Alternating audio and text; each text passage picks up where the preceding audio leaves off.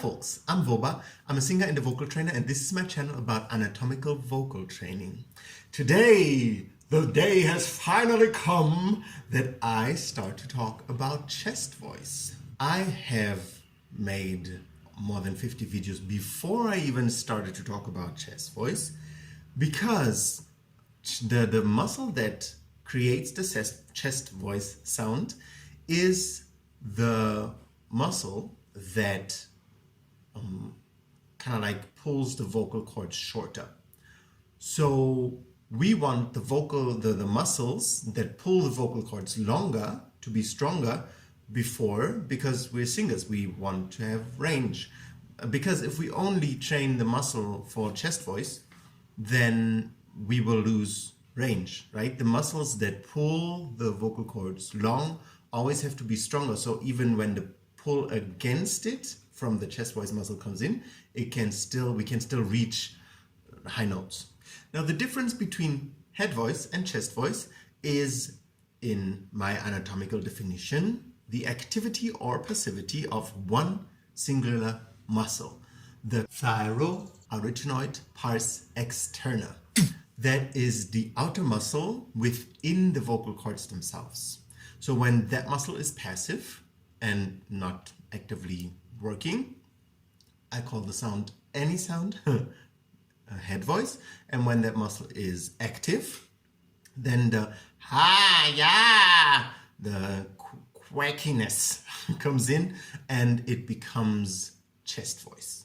Now, I named this video "The Babies Cry" because that is like the most basic chest voice sound, like a crying baby.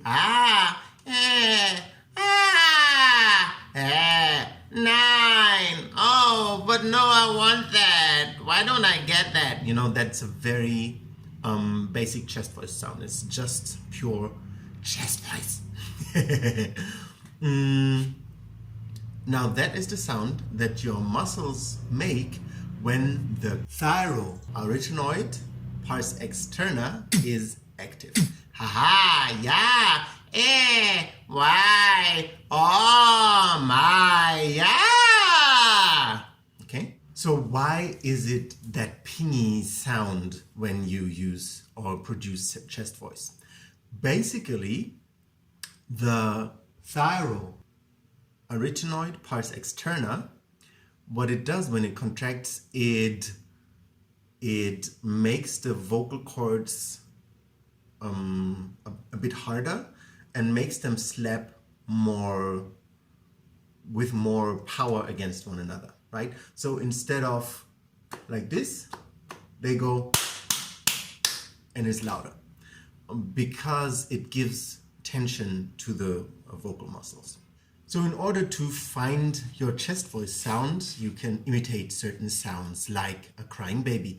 Why? Or an old witch. Yes, I'm going to roast you and eat you. Why did I have a rolling R in there? I have no idea. Or an old door.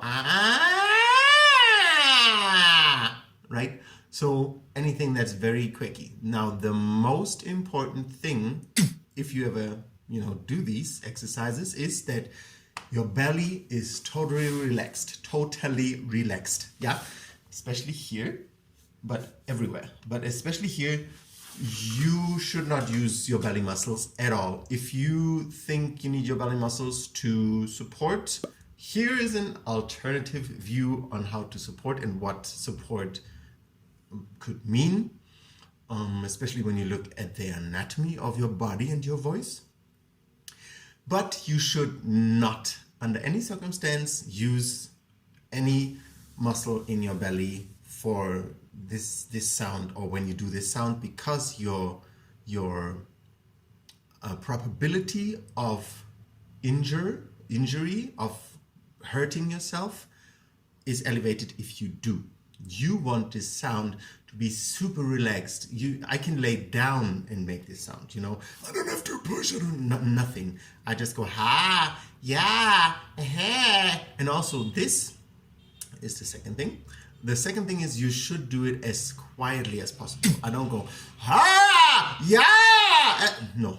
Aha, yeah. I don't know if the microphone gets it so well because once you put, like you raise the overtones in your voice, then not all the microphones get it really nicely, but I'm doing this sound as quietly as I can, right? Ha, yeah. No, I don't go, ha, yeah, because then there's not the quacky pingy anymore, right?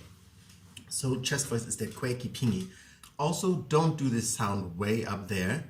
Do it where you're comfortable, where like down there. When I said, oh, a baby's cry, I didn't go, ah, yeah. No, I went, ah, yeah. You know, you can imitate a baby's cry in your lower range. You don't have to do it in the range of the baby because the baby, first of all, most babies have 3.5 to 4 octaves. They're better than most people with their range because they haven't learned language yet. They haven't learned traumata yet. They haven't learned things that take their power away, because chest voice, is connected to emotions, is connected to power. All the sounds that we create are connected to certain emotions, which I will go into detail in later videos. But through us learning, social skills, and many of them are good and many of them are not, but how to fit in, how to not be so loud. Many of us have lost the ability to even create that sound because it is, babies don't do it when they're happy. Then they go, ah, wow, not necessarily it's then a chest voice sound. It can be, ha, yeah, wow. It can also be, a chest voice sound, but it doesn't necessarily have to be. Mostly when babies cry, it's, I want this, why don't I get this? Oh, I need something, attention. And this is something that we in many societies on this planet don't really appreciate, and so we learn, certain societies more than others, how to be quiet, how to not say what we think, how to not be so loud, and so we lose the ability to easily make that sound. That's why I'm telling you also, you need to be relaxed with it, start as quietly as possible and as relaxed as possible, right? I'm sitting here, I'm slouching a bit, haha, yeah, and I can do it. So yeah, I think that's a lot of information already about chest voice, but that is like the very foundation. It's a very quacky, pingy sound, where that particular muscle is active, and that's why it's that pingy sound, because the vocal cords just clap harder against one another. And you should only try this sound once you have gone through, the process of broadening your voice, which I explain in depth in my main playlist, which I will link right here.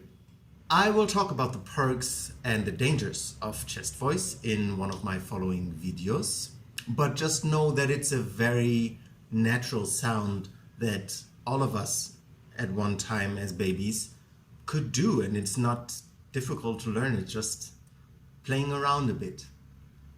If you like the video and the content, please subscribe to my channel and leave me a like and tell me what you think about what I'm sharing in the comments, and see you when I see you.